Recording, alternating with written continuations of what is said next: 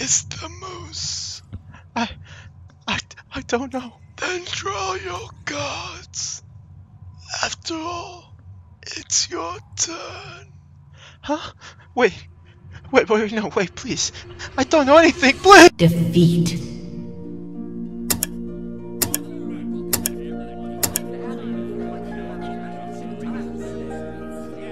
It would appear, my master, he did not know where the moose was.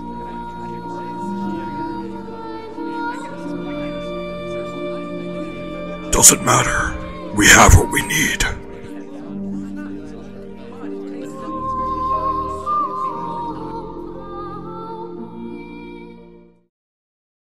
What's up, Planeswalkers? How you doing? And welcome back to the Moot channel, your most trusted source for the ultimate commanders. And today we're looking at a reprint coming out in Commander Masters, but we're looking at Nekusar, the Mindrazer. Oh boy, if you've been around the block, you're definitely familiar with this commander. He is pretty popular, and for good reason. He's extremely strong. We're looking at a Grixis and 2 colorless zombie wizard that helps our opponents by drawing them additional cards. Of course, and I guess there's also the fact that every time our opponents draw cards, he deals them 1 damage. So it doesn't take a rocket scientist to figure out that this card is gross and very strong, because this is a format where drawing cards is what kind of everyone's trying to do.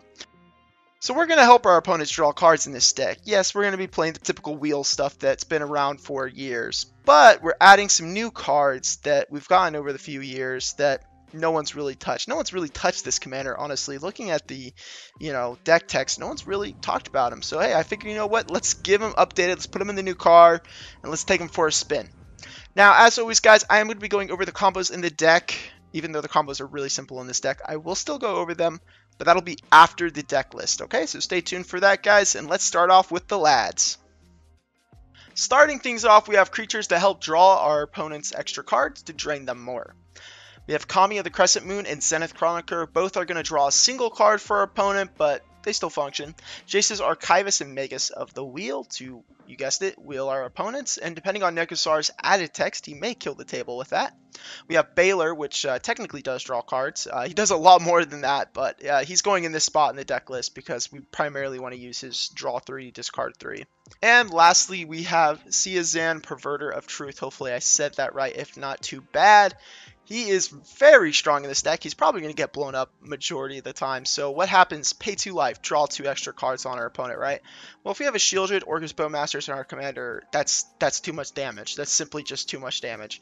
And that's not it. We have Underworld Dreams. There's so many things that work with this guy to just make him just terrible for our opponents. And hey, we don't mind paying 2 life to draw 2 cards ourselves. We'll take a Sign in Blood any day of the week. So not bad for us, but for other people, he's a big, scary card. For our card draw punishers, we have the new Orcish Bowmasters, because of course this card is already proven to be exceptional in Modern, and I don't see any reason why it wouldn't be exceptional in Commander, and it has the benefit of deals damage text, meaning the added text that we put on Nekusar could work on Orcish Bowmasters as well. We also have Fate Unraveler, which has the same story of Bowmasters. It works, it has that deals damage text. We also have placed Shieldred the Apocalypse, which drains, so it doesn't have the deal damage text that we're looking for, but still it's such a strong card that it just works. Lastly, we have Psychosis Crawler, which is a really cheap pickup for the deck. It doesn't ping, but it does drain, so that'll work perfectly for us. For damage dealers in the deck, we are running Garrison Starn Kellermorph to deal additional damage with the pingers in the deck, and Sulfur Mayhem Dominus, which will turn up the heat on our opponents as it doubles the pingers damage. For the random includes, I went with Thassa's Oracle because I'm paranoid about being milled out at my deck list, and when you wheel a bunch, it's kind of helpful to be able to just win from decking yourself. If you're looking for a cut, I would start here. You don't need to play Thassa's Oracle. Let me be the first one to say that, okay? Hey, sue me. I'm scared of getting milled out at my play group, so I play Thassa's Oracle.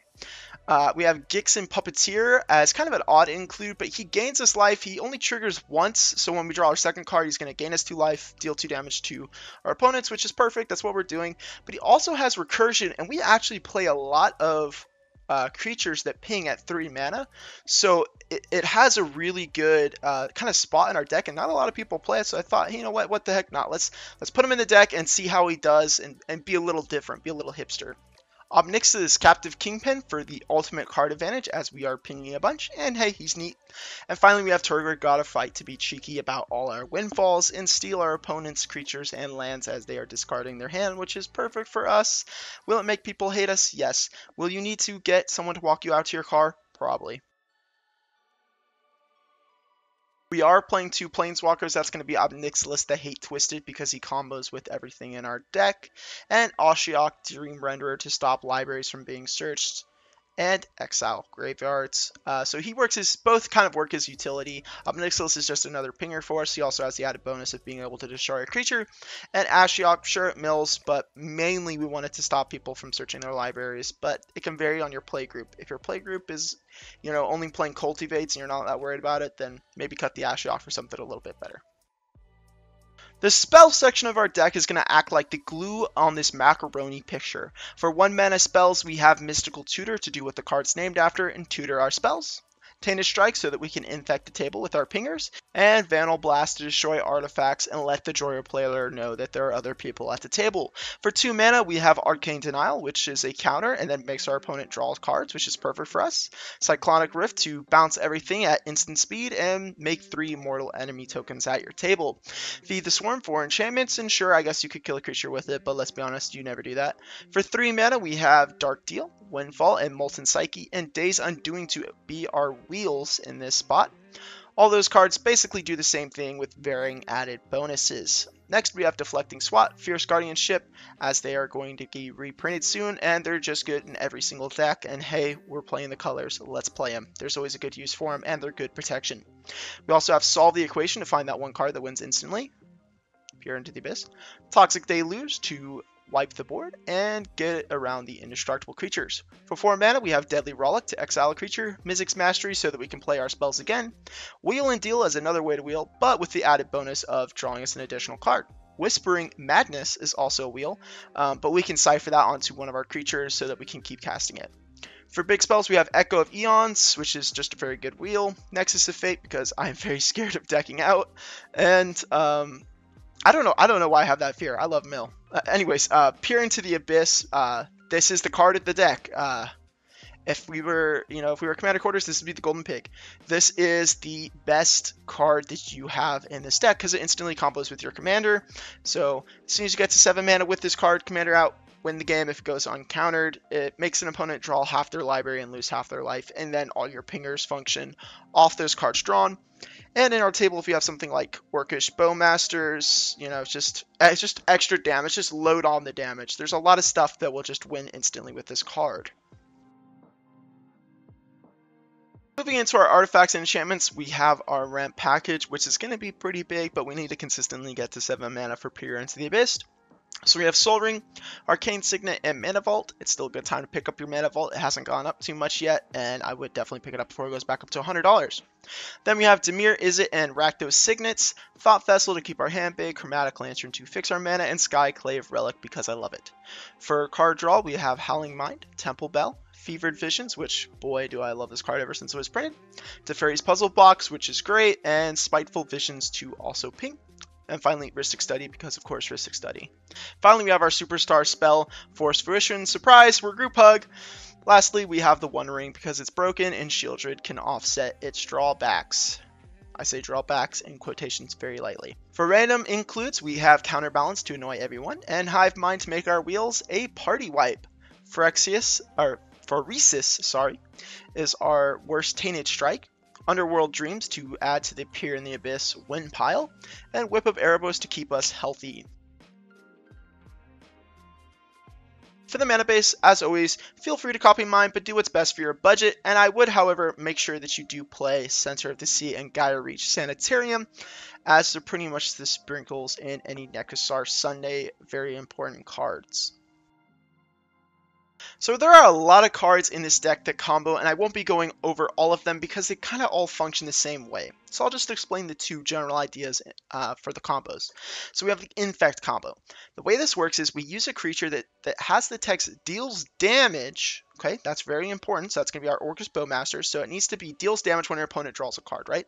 Orcus Bowmasters. You play either Tainted Strike or Phyresis on our Orcus Bowmasters. Now whenever the opponent's drawing cards, we can put that damage towards their face and it deals infect damage. So naturally, if you wheel into a wheel, you're going to kill a player at the table. Pretty easy combo to get off, and you know, if people aren't looking out for it and they're unaware, you can definitely kill the table pretty quick. Although I will say this, depending on your play group, this will feel pretty cheesy when you do it, so just be mindful of that. This last combo works with any cards that hurt our opponent when they draw a card, and Peer to the Abyss. Peer will make our opponents draw 40-ish cards and make them lose half their life.